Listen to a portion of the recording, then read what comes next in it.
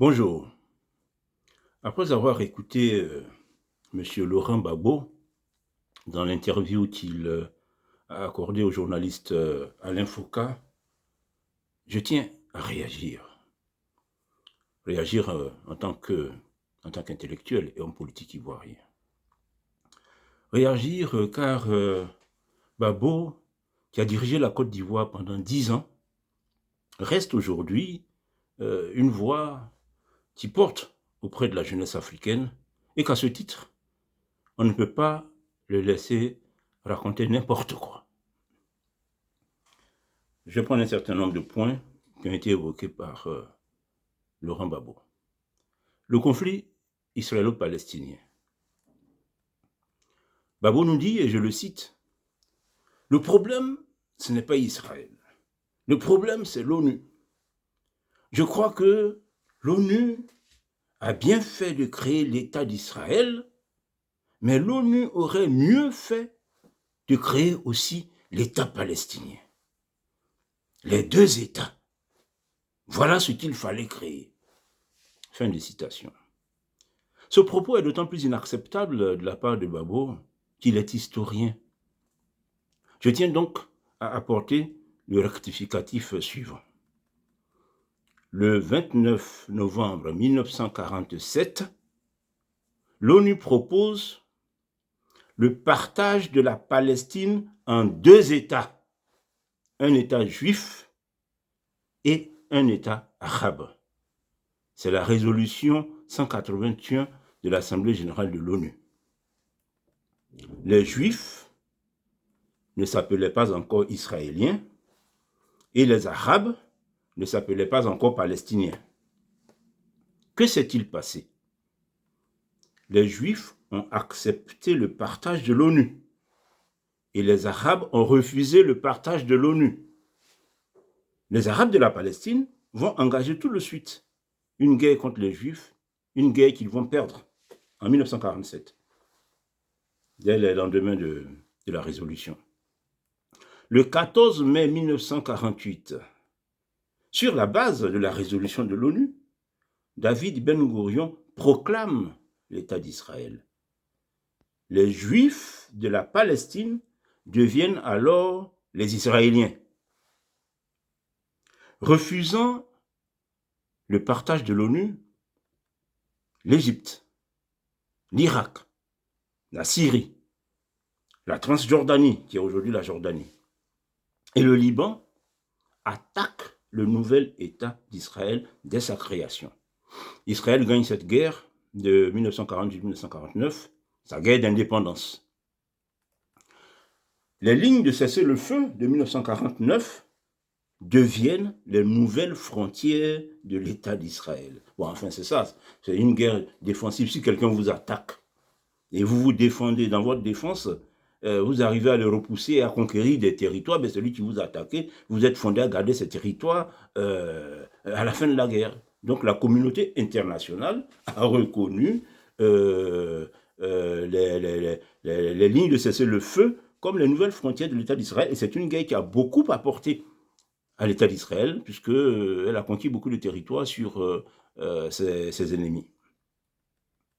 Alors, que s'est-il passé depuis pour que nous arrivions à ce conflit qui a démarré le 7 octobre 2023, conflit avec tous les drames humains que nous voyons? Alors, l'histoire du conflit israélo-palestinien, on pourrait en parler des heures, des dizaines et des dizaines d'heures. Donc, je vais juste essayer de faire un survol en insistant sur le fait que je considère comme très important pour comprendre ce que nous vivons aujourd'hui. Il y aura d'abord un premier conflit contre l'Égypte en 1956, à la suite de la nationalisation du canal de Suez. La France et l'Angleterre vont envisager une attaque de l'Égypte avec la participation d'Israël. Israël va rentrer dans le Sinaï, conquérir tout le Sinaï, et les Français et les Anglais vont demander aux belligérants de dégager leurs troupes du canal de Suez, ce que l'Égypte va refuser, et les Français et les Anglais vont considérer ce refus comme une cause suffisante pour attaquer l'Égypte. Il va falloir une intervention des États-Unis et de l'Union soviétique. C'était les deux superpuissances à l'époque. C'est eux qui vont intimer l'ordre à la France et à l'Angleterre de se retirer. Et finalement, l'ONU va mettre ses forces entre l'Égypte et Israël, au nord du Sinaï. Il y aura une force d'interposition de l'ONU pour faire la paix, pour maintenir la paix. Force qui va même rentrer dans Gaza. Donc ça, c'est très important. Il y aura désormais, à partir de cette date de 1956, une force de l'ONU qui fera la frontière pour maintenir la paix entre Israël et l'Égypte. Vers la fin des années 50, un autre élément important, les Arabes de la Palestine se désignent désormais comme des Palestiniens. Bon, un peuple a le droit de choisir le nom qu'il veut. Nos frères burkinabés, nos frères voltaïques, dans les années 1980, nous ont dit un matin, notre pays ne s'appelle plus la Haute-Volta, notre pays s'appelle le Burkina Faso, et nous-mêmes ne nous appelons plus voltaïques, nous sommes les burkinabés, mais ils ont tout à fait le droit. Un peuple, un pays, un peuple a le droit de se choisir le nom qu'il veut. Donc les Arabes de la Palestine, vers la fin des années 50, vont dire, nous sommes les Palestiniens, nous nous appelons Palestiniens maintenant. C'est leur droit. C'est leur droit. Mais il ne faudrait pas que cela entraîne des confusions dans la compréhension de l'histoire. Le grand moufti de Jérusalem, Mohamed Amin el-Husseini, l'arabe, n'était pas plus palestinien que le juif David Ben Gourion. Quand on parlait de la Palestine des années 20, 30, 40, cette Palestine-là, de ces années, n'était pas le pays exclusif de ceux qui se disent palestiniens aujourd'hui. La Jordanie, par exemple, faisait partie de la Palestine mandataire. C'est en 1921 que les Britanniques vont dire, la rive est du fleuve Jourdain, nous le séparons et nous créons donc la Transjordanie qui est devenue aujourd'hui la Jordanie. Et la partie ouest du fleuve Jourdain est restée donc la Palestine telle qu'on la connaît plus ou moins aujourd'hui. Donc c'est très important. Il faut savoir que c'est à la fin des années 50, au début des années 60, que les Arabes de la Palestine vont dire que nous sommes les Palestiniens, nous nous appelons Palestiniens maintenant. Et cela aussi, c'était pour eux une façon de s'identifier, forger leur identité par rapport même aux autres nations arabes, puisque la Cisjordanie était occupée par la Transjordanie. Et les Palestiniens disaient non, ça ne fait pas partie de la Jordanie, c'est notre territoire, c'est la Palestine. Donc il faut bien comprendre ces enjeux-là. Alors nous arrivons en 1967. 1967, ça fait près de 20 ans que l'État d'Israël existe, après la grande humiliation du monde arabe. Et les Arabes ne peuvent pas accepter ce petit État qui est au milieu d'eux, en terre d'islam. Jérusalem, il y a des lieux saints de l'islam à Jérusalem. Les Arabes ne peuvent pas accepter, n'ont jamais accepté jusque-là l'existence de ce pays. Donc ils vont se préparer pour une offensive, pour une attaque, pour détruire l'État d'Israël. C'est ça qu'il faut dire. Et cette offensive va se faire sous la direction de l'Égypte avec le grand leader qui était Gamal Abdel Nasser pour détruire Israël avec une campagne de sensibilisation, de mobilisation des populations au Caire, en Égypte, à Amman, en Jordanie, à Damas, en Syrie. Les gens manifestaient dans les rues, de grandes manifestations pour dire qu'ils vont tuer tous les Juifs. Israël ne va pas attendre d'être attaqué. Israël va les surprendre. Et en 6 jours, Israël va les mettre à genoux, tous ces pays. C'est pour ça qu'on parle de la guerre de 6 jours. Et Israël va leur prendre des territoires, va prendre le Golan à la Syrie, va prendre la Cisjordanie à la Jordanie, qui est la Transjordanie, mais qu'on appelle la Jordanie aujourd'hui, va prendre le Gaza et tout le Sinaï à l'Égypte. Et finalement, les nations arabes, pratiquement, je nous vont eux-mêmes demander un cessez-le-feu pour faire la paix. C'était plus catastrophique même qu'en 1948. Et l'ONU va dire, bon, pour avoir la paix, l'ONU fait une résolution, la résolution 242, qui a 3 points importants qu'il faut bien retenir. L'ONU a dit, bon, il faut que Israël se retire des territoires occupés. La première fois, c'est eux qui vous avaient attaqué. Donc, les territoires que vous avez gagnés, vous les avez gardés. Cette fois-ci, c'est vous qui avez attaqué les premiers, donc les territoires, vous devez les rendre. Retirer des territoires occupés. Deuxième résolution, l'ONU a demandé aux Arabes de reconnaître le droit à l'existence de l'État d'Israël. Vous ne pouvez pas vouloir éradiquer un pays, il faut reconnaître le droit à l'existence. Et le troisième point, c'était bon, trouver une solution au problème des réfugiés. Ça fait plus de 20 ans que la région est en guerre. Il y a beaucoup de réfugiés dans tous les pays aux alentours, Liban, Syrie, Jordanie, dans les territoires occupés. Donc, trouver une solution pour s'occuper des réfugiés.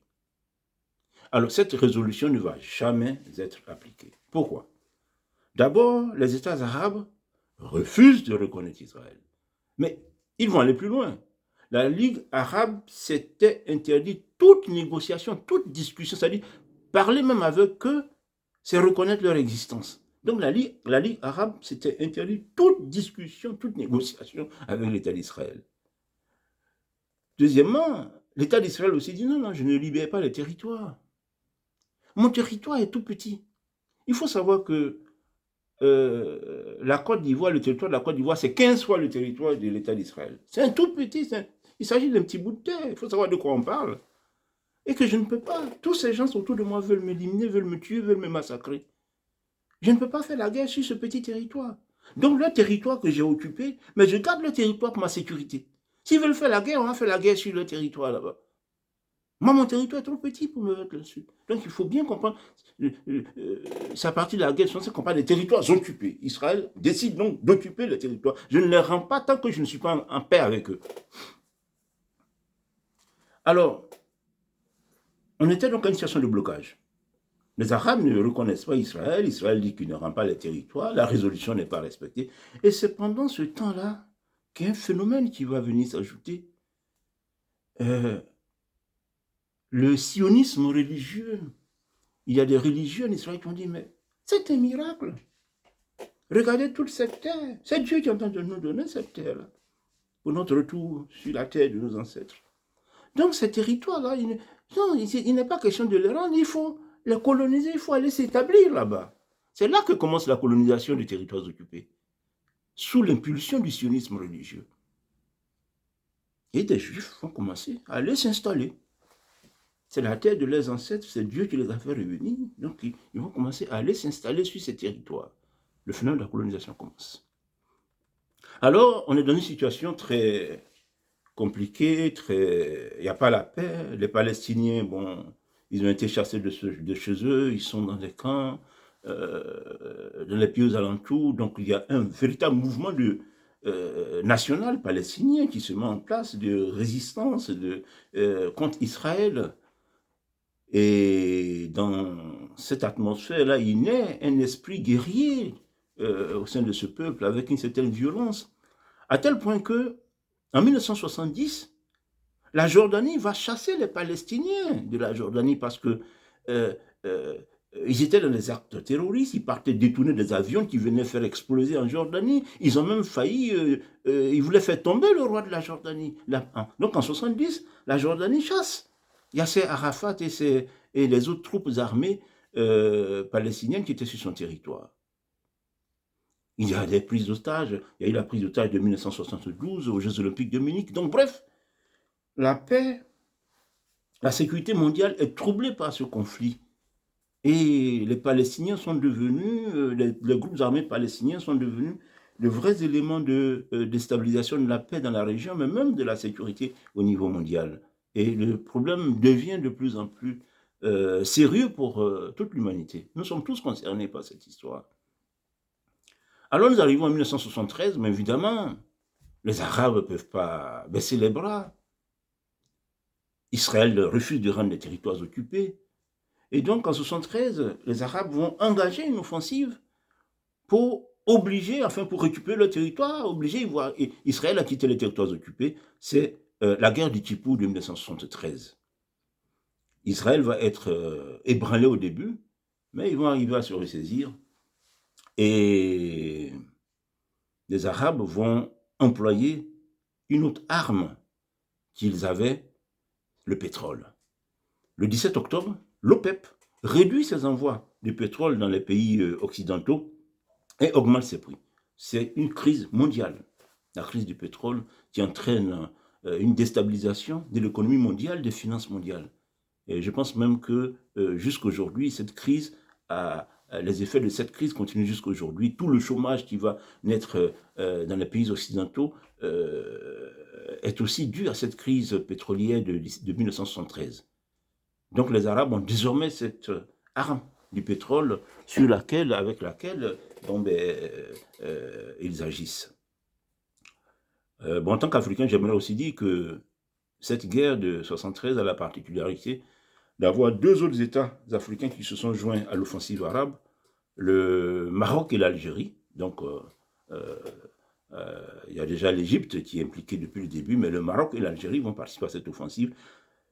Mais la Tunisie, Dabib Bourguiba a dit non.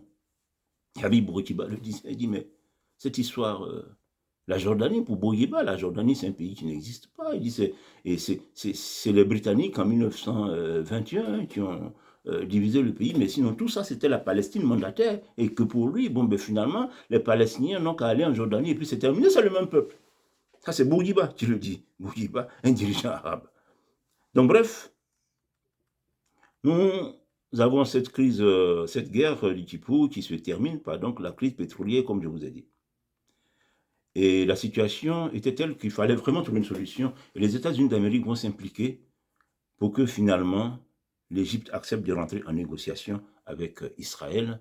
Et c'est ce qui va aboutir à la paix, les accords de Camp David de 1978, signés entre Anwar el-Sadat, le président égyptien, et Menachem Begin, l'Israélien.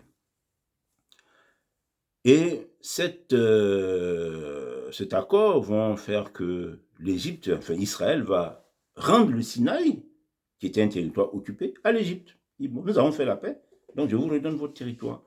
Je ne peux rendre le territoire à ma frontière qu'avec les gens avec qui je suis en paix. Donc Israël a rendu le territoire. Mais les nations arabes vont voir ces accords comme une trahison inacceptable de l'Égypte. L'Égypte était la tête de file du combat de la nation arabe. Et l'Égypte qui signe un accord séparé, tout seul avec Israël. Ça a été vu comme une vraie trahison. Et d'ailleurs, le président Sadat va être assassiné pour ça. Alors, après donc, cette trahison, j'emploie le terme, les Arabes de l'Égypte, en 1979, il y a la révolution iranienne et le Shah d'Iran est renversé par les mollahs, dirigés par l'imam Khomeini. Et le régime des mollahs en Iran trouve dans la cause palestinienne un instrument de mobilisation du monde musulman pour le djihad mondial. L'Iran jure de rayer Israël de la carte.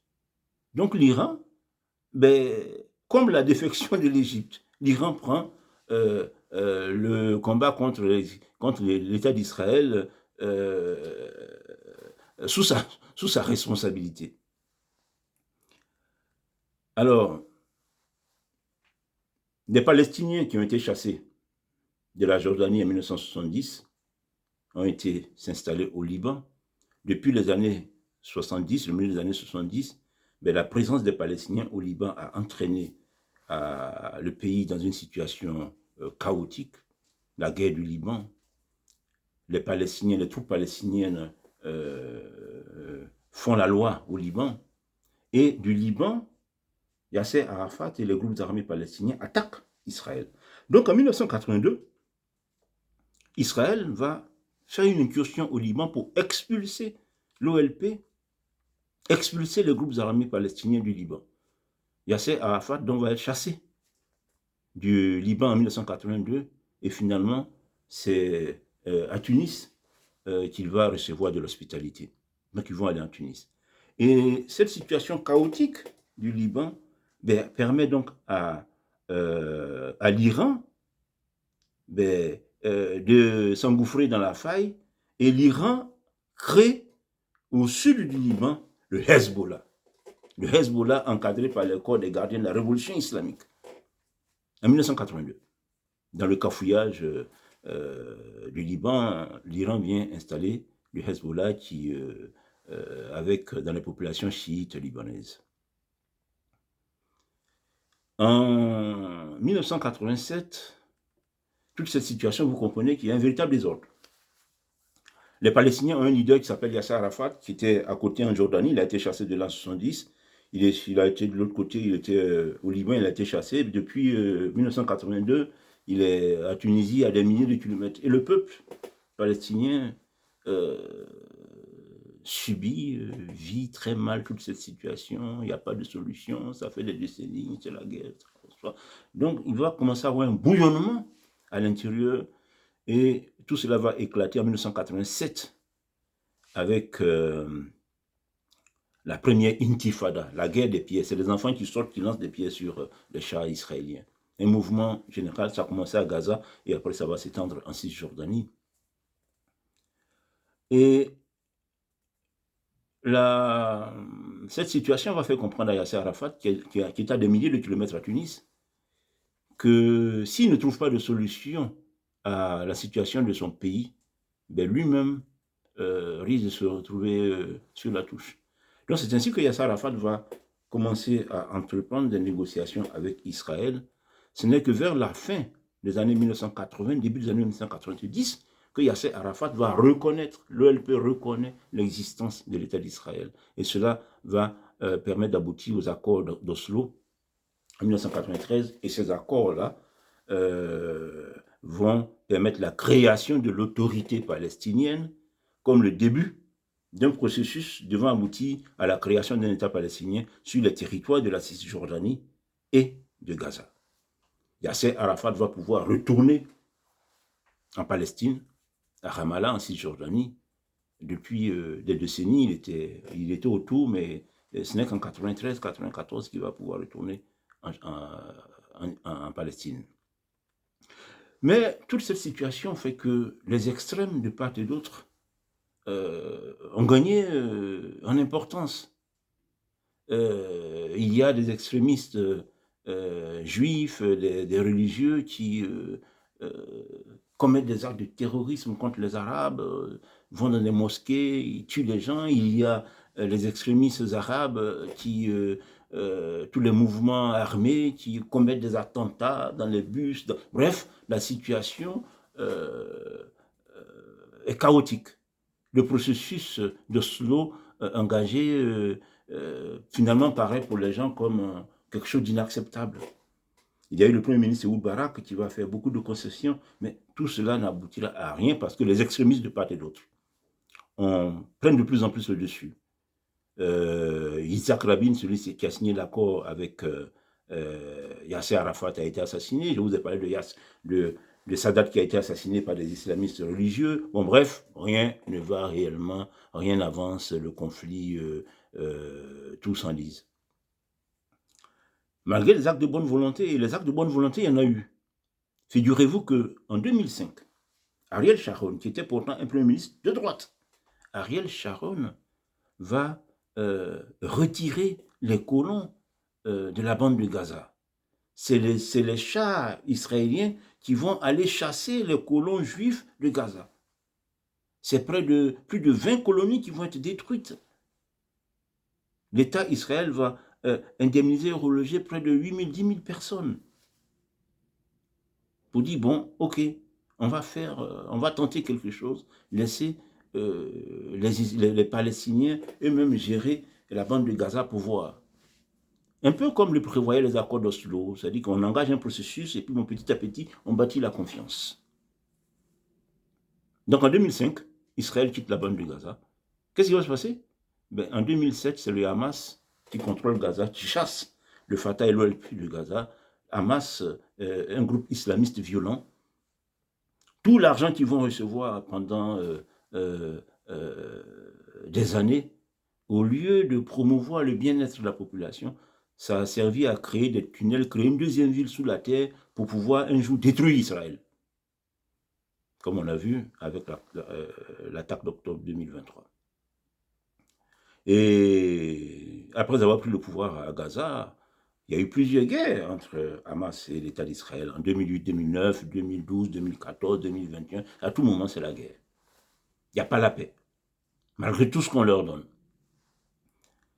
Et nous avons vu ce conflit qui est arrivé. Mais avant ce conflit, quand les Américains ont attaqué l'Irak et que l'Irak est tombé dans le chaos, la population chiite en Irak a pris le pouvoir. Et bon, ça a été l'occasion pour l'Iran de venir là aussi encadrer des groupes armés, des groupes islamistes. Après le printemps arabe, quand il y a eu la crise de la Syrie, le pouvoir alaouite de Assad va avoir besoin de l'Iran pour pouvoir s'en sortir, mais ça a été l'occasion pour l'Iran de rentrer et encadrer et financer les groupes terroristes.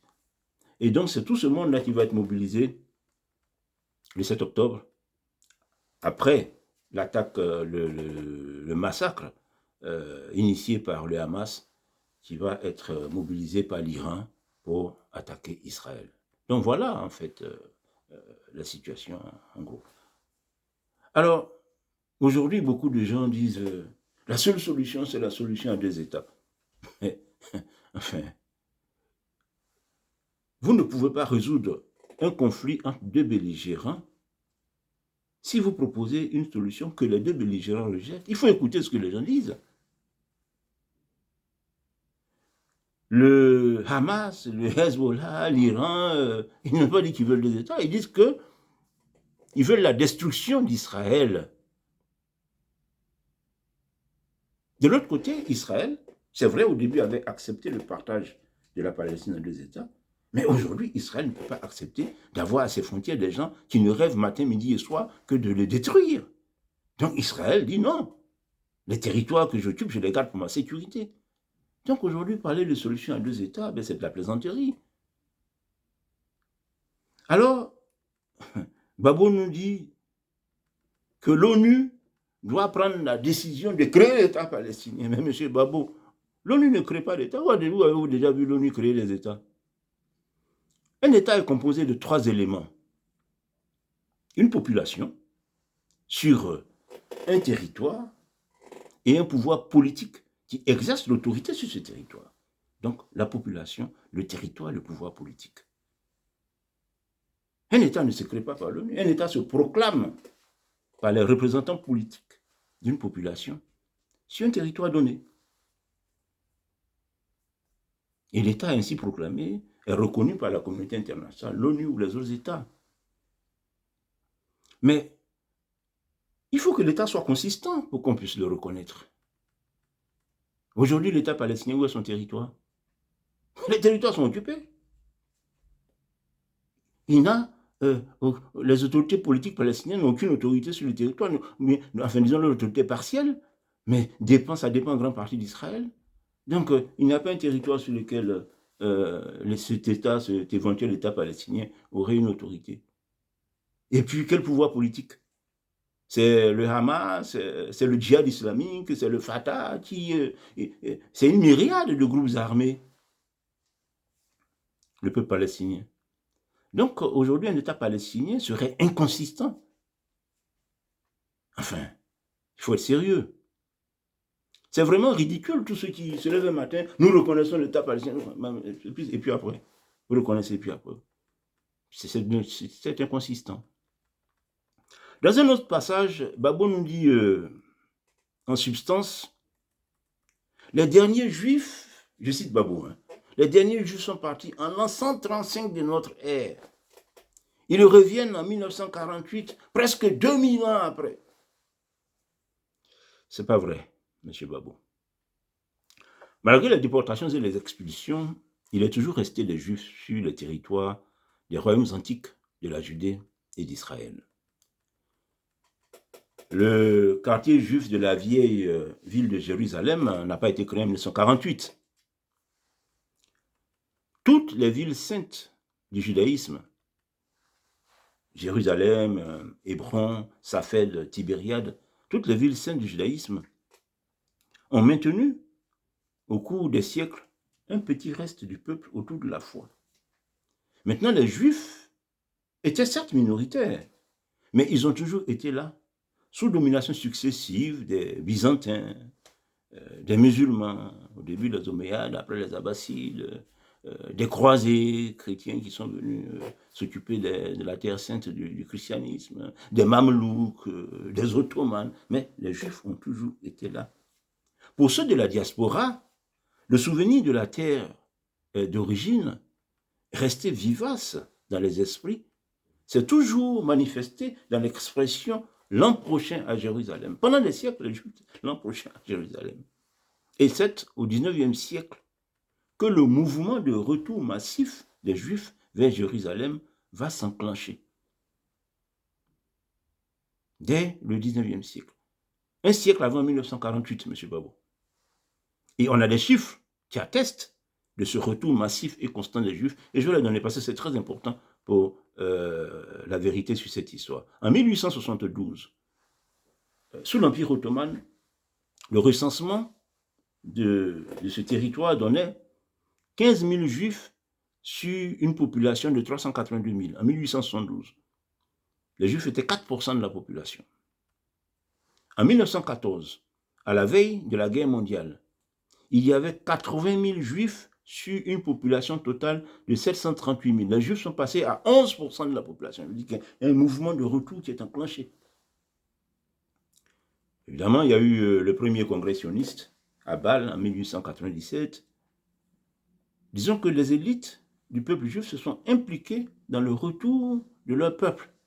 Ils se sont organisés. Il y a eu les Rothschild au début qui finançaient. Après, il y a eu le mouvement sioniste organisé autour de Theodor Herzl. Voilà. Donc, c'est un peuple qui s'est mobilisé pour retourner sur la terre de ses ancêtres. Bon. En 1917, il y a eu la déclaration de Balfour. Et les gens pensent que c'est la déclaration de Balfour qui est à l'origine du retour des Juifs. Pas du tout. C'est le retour des Juifs qui est plutôt à l'origine de la déclaration de Balfour. Ce sont les élites juives qui se battent pour aider leur peuple à retourner. Et Chaim Weizmann, qui est celui qui a pris la tête du mouvement sioniste après Theodor Herzl, qui était un grand chimiste, pendant la Première Guerre mondiale, il aidait les Anglais à fabriquer des bombes, il a négocié tout ça. Bon, c'est un peuple qui utilise tous les moyens à sa disposition pour ses objectifs. Et Chaim Weizmann sera plus tard le Premier ministre de l'État d'Israël. C'est lui qui va obtenir de Balfour cette déclaration. Donc ce n'est pas la déclaration de Balfour qui est à l'origine de l'immigration, mais c'est le mouvement migratoire qui est à l'origine de la déclaration de Balfour. Pendant la guerre, l'immigration va s'estomper un peu, mais en 1922, nous avons par exemple 84 000 Juifs, toujours 11%, mais dès la fin de la guerre, le mouvement reprend, et en 1931, nous avons 174 600 Juifs sur un total de 1 300 000 personnes, soit 17%. En 1931, les Juifs sont 17% de la population. Alors, comprenez bien que les Palestiniens ne peuvent pas supporter cette situation. Ça, on le comprend. Vous êtes là, il y a des gens qui arrivent. Bon, c'est vrai qu'ils ne viennent pas vous voler des terres, ils viennent s'installer sur les terres qu'ils achètent, ceci, cela. Ils n'ont chassé personne, mais ça crée un ressentiment qu'on peut comprendre. Donc la Palestine mandataire fut le terrain d'un conflit de plus en plus violent entre Arabes et Juifs, dont les revendications nationalistes respectives ne purent être conciliées par les Britanniques. Ainsi, entre 1936 et 1939, une grande révolte arabe va s'éclater.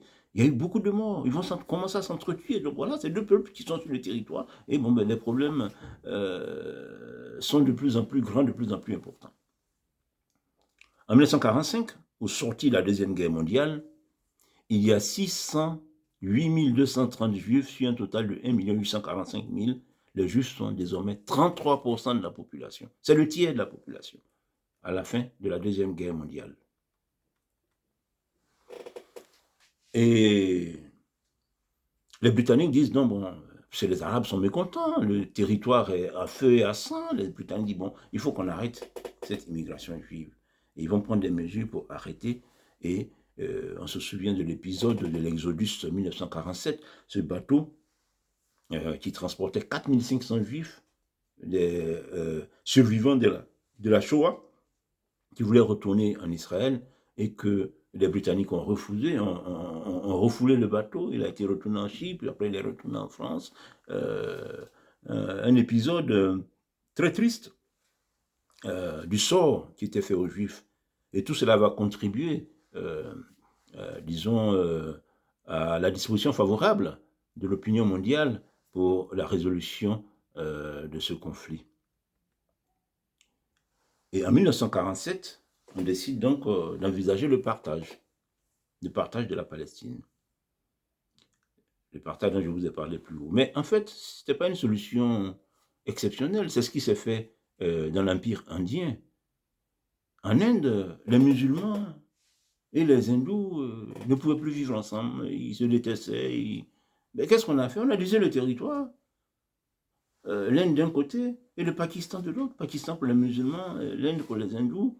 Il y a eu des déplacements de millions de personnes pour pouvoir rejoindre un camp ou l'autre. Le Pakistan était même se retrouvé un état bizarre avec une partie à l'ouest de l'Inde et une partie à l'est. La partie qui était à l'est est devenue maintenant le Bangladesh.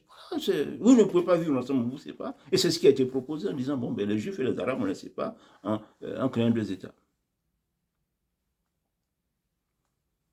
Alors, en 1948, on n'est pas allé chercher des Juifs qui étaient partis depuis 2000 ans, comme Babou le dit, pour les faire revenir. Non, non. C'est des gens qui étaient là depuis longtemps, comme le résultat d'une immigration massive qui s'était enclenchée depuis plus d'un siècle.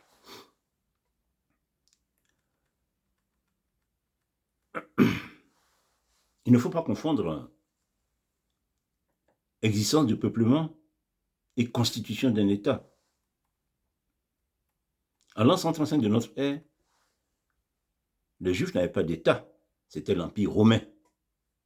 Le dernier État juif vraiment indépendant, c'est le royaume de Juda, conquis au VIe siècle avant Jésus-Christ, en l'an 587 avant Jésus-Christ, par Nabucodonosor, conquête suivie par la déportation des Juifs à Babylone.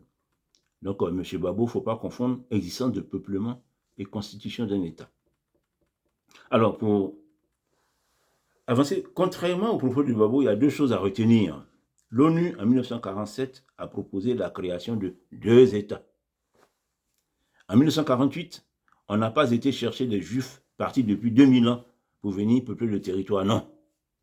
La population juive de la Palestine était le fruit du maintien d'un petit noyau d'indigènes depuis l'Antiquité, 10 ou 15 000 personnes, noyau auquel est venue s'ajouter une immigration forte et constante depuis un siècle.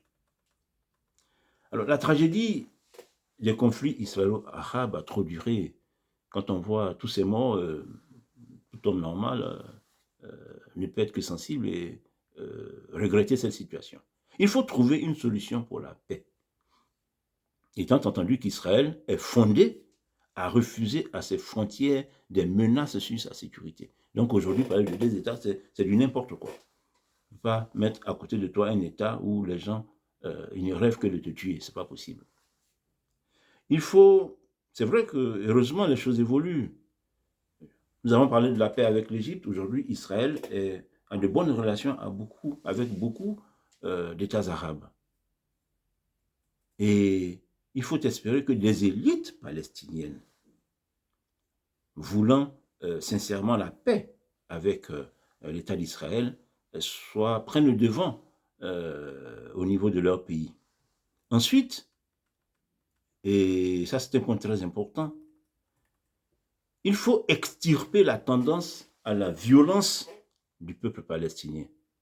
Tendance issue, ce n'est pas leur faute, du martyre subi depuis tant de décennies. Depuis 1947-1948, ce peuple vit quelque chose de terrible.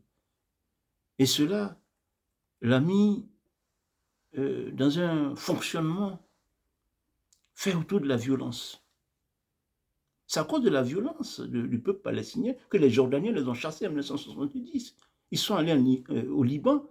C'est eux qui ont causé la guerre du Liban, le désordre dans lequel le Liban est aujourd'hui. Les Palestiniens sont à l'origine.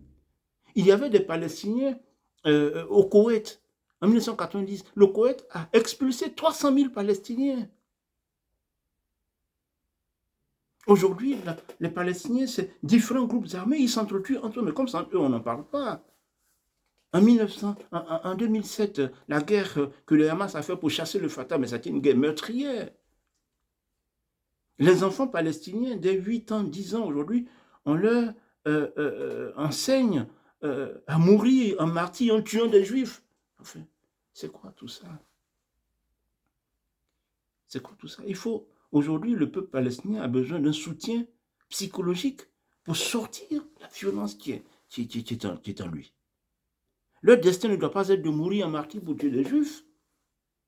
En Israël, les jeunes sont éduqués à célébrer la vie. Les jeunes palestiniens ont aussi droit à la vie. Donc cette condition est importante. Il n'y aura pas de paix sans ça. Et ensuite, mettre en route un processus pour bâtir la confiance entre les deux peuples. Donc, il faut qu'il y ait des élites qui veuillent la paix. 2, mettre en place un soutien psychologique pour sortir le peuple palestinien de la violence. Et puis 3, mettre en place un processus. Mais je crains que tout ça risque d'être long, d'être très long, mais il n'y a pas de choix alternatif. Ce n'est pas en reconnaissant l'État palestinien aujourd'hui que quelque chose va changer. Il faut engager ce processus et tous ceux qui ont le pouvoir dans le monde doivent agir dans ce sens. Alors, on peut dire, mais pourquoi est-ce que les Palestiniens sont pourtant aussi soutenus? On voit des marches en Europe, en France, en Angleterre, aux États-Unis, soutien à la Palestine.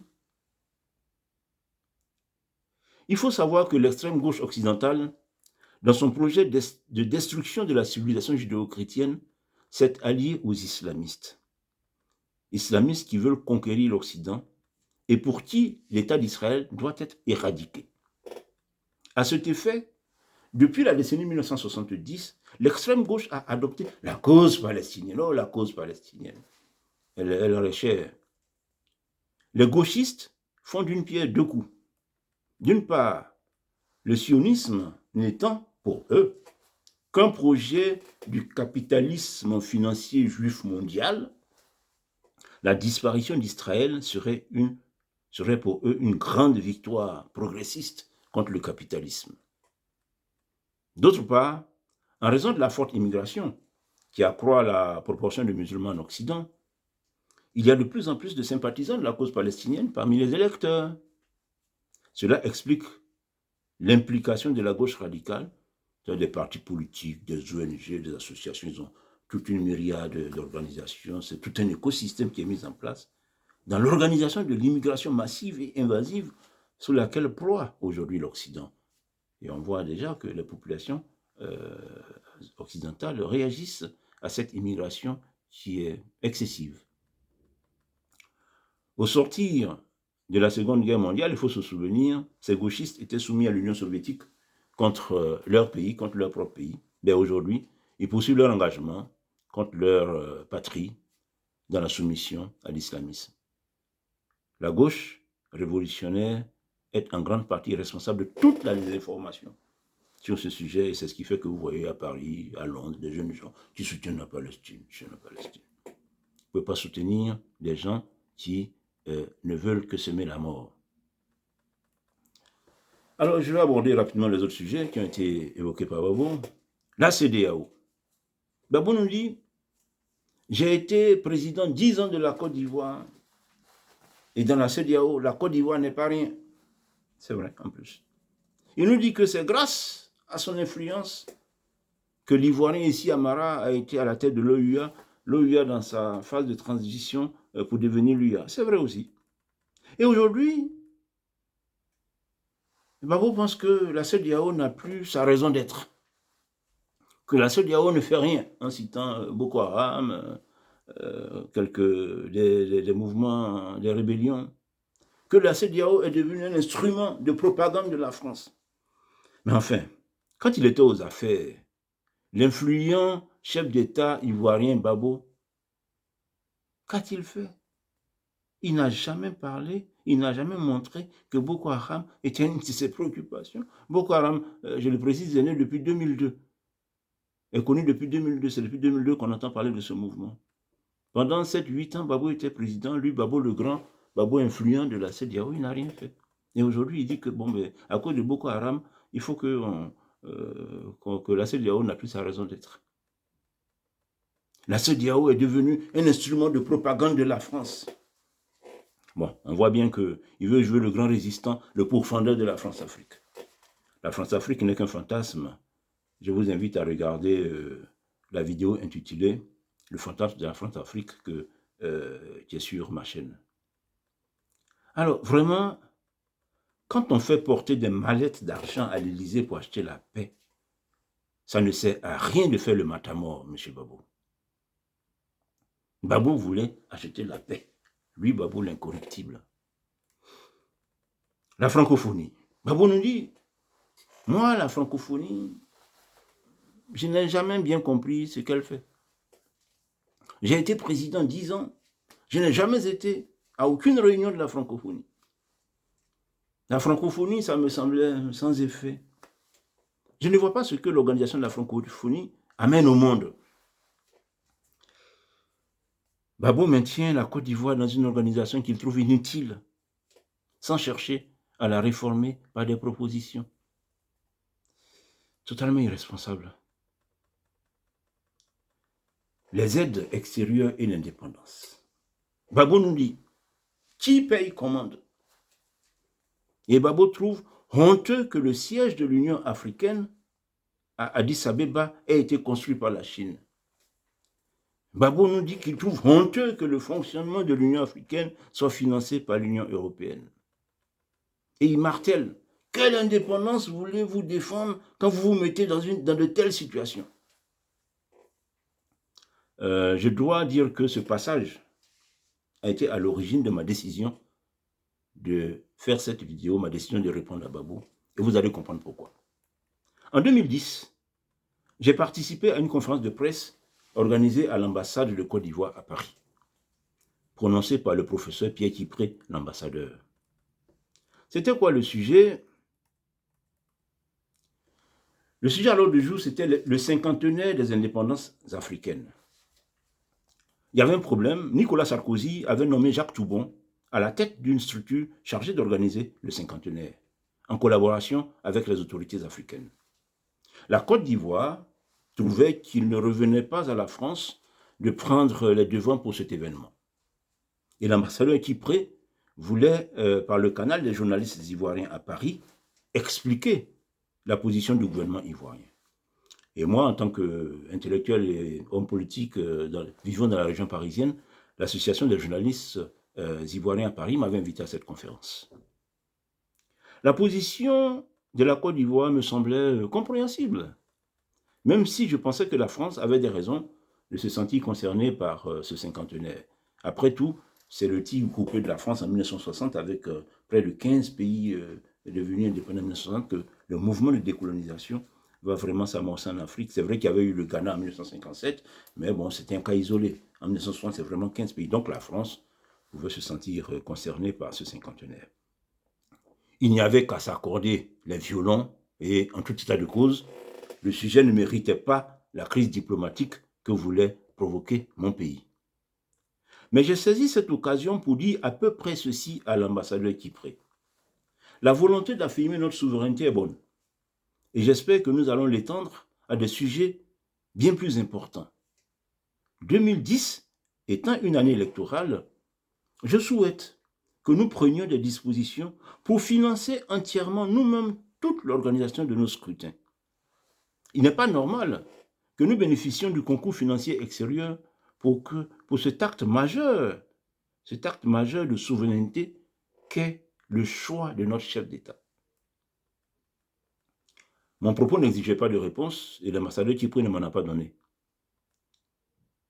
L'ambassade de la Côte d'Ivoire à Paris est une maison sérieuse Et je pense qu'il devrait y avoir des traces de ce que je viens de vous dire à l'ambassade parce qu'il y avait une liste de présence, j'ai signé une liste de présence et la cérémonie a même été filmée. Donc, ce que je dis, les traces peuvent être retrouvées à l'ambassade.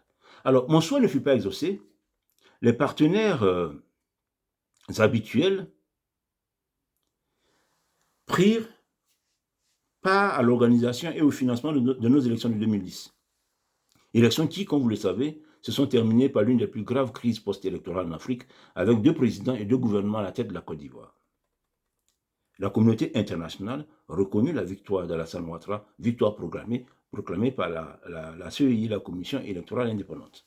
Face à la communauté internationale, Gbagbo se prétendait l'élu officiel en raison de ce que la Constitution l'avait désigné comme tel et qu'il tenait en tant que chef de l'État à faire respecter la Constitution et la souveraineté de son pays. En 2010-2011, en écoutant les arguments de Gbagbo et en pensant à ce que j'avais dit à l'ambassadeur Kipré, j'étais en colère. Comment Gbagbo peut-il, d'une part, demander des financements extérieurs pour l'organisation de nos élections et d'autre part, évoquer notre souveraineté pour la proclamation des résultats? Dit, nous sommes souverains, circuler, il n'y a rien à voir. Mais c'est trop facile. C'est la même colère qui me revient aujourd'hui quand j'entends le même Gbagbo dire au micro d'Alain Foka qu'il trouve honteux que le siège de l'Union africaine ait été conçu par la Chine, qu'il trouve honteux que le fonctionnement de l'Union africaine soit financé par l'Union européenne. Gbagbo qui dit, quelle indépendance voulez-vous défendre quand vous vous mettez dans de telles situations? Gbagbo qui veut donner des leçons aujourd'hui. Qui paye commande? Oui, M. Gbagbo. Qui paye commande? Les résultats des élections de 2010 ont été proclamés par ceux qui ont payé. La victoire d'Alassane Ouattara est légitime. Pourquoi ont-ils payé nos élections? La Côte d'Ivoire n'était-elle pas capable de payer, de financer elle-même ses élections? Les milliards que vous distribuez, que vous envoyez à l'Élysée pour acheter, qu'on vous laisse tranquille sur votre fauteuil, ces milliards-là ne pouvaient-ils pas financer nos élections? Et Gbagbo de continuer. Il y a longtemps que je dis le président Ouattara n'est pas légitime. Je leur ai même proposé en 2011 de venir recompter les bulletins. En 2011, ils venaient recompter les bulletins. La terre entière a été témoin quand la proclamation des résultats a été interrompue par des militants, par un militant de Gbagbo. Et à la suite de cette interruption, les militants de Gbagbo et des militaires ont expulsé tout le monde des bâtiments de la CEI. Donc, ils sont restés seuls avec tout le matériel électoral et tous les bulletins de vote. Et quelques jours après, quelques temps après, Gbagbo dit, bon, venez, on va recompter les bulletins de vote.